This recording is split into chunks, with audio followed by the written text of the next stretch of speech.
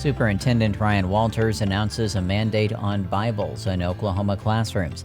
An execution Thursday for the state's longest-serving death row inmate. And Oklahoma City leaders begin planning for hosting the 2028 Olympic events. We'll have details on the KGOU AM NewsBrief for Friday, June 28th. I'm Nick Daniels. State Superintendent Ryan Walters says he's mandating the Bible be taught in every classroom. But as State Impact's Beth Wallace reports, it's unclear how the requirements will ultimately work. Walters announced a far-reaching policy change at Thursday's State Board of Education meeting and spoke more on it afterward. With the mandate today, we're the first state in the country to require the Bible be in every classroom and the Bible be taught from in every classroom. But Walters seemed to backtrack in a memo to school districts and comments to reporters. He clarified the mandate will only apply in social studies and English and only in 5th through 12th grades. The state attorney general's office says Oklahoma law already allows Bibles in the classroom, and it does not read the mandate as requiring the Bible to be taught.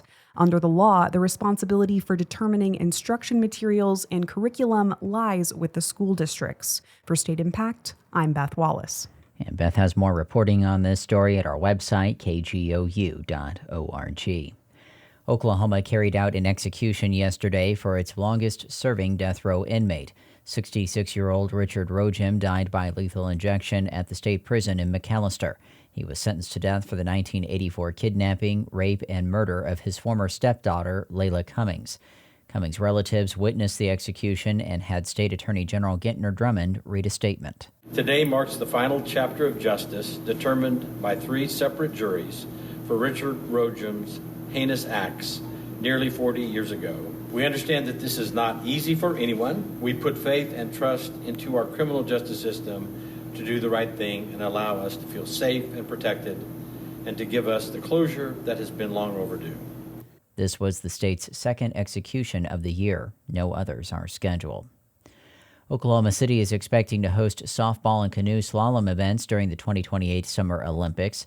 Mayor David Holt addressed the media yesterday to provide a few more details. We get an update from KGOU's Logan Layden. Mayor Holt discussed the public reaction to the Olympics coming to OKC and seemed relieved to finally be able to talk about it after years of behind-the-scenes efforts. The reaction to the news in OKC has been nothing short of euphoric. I have had the opportunity to experience these emotions for a bit longer, 6 years in fact, but I can attest that the excitement doesn't wane. For a kid who grew up in OKC, the prospect of our city hosting LA 28 Olympic events is amazing and historic. Los Angeles is the official host city for the 2028 Summer Games, and the process isn't complete.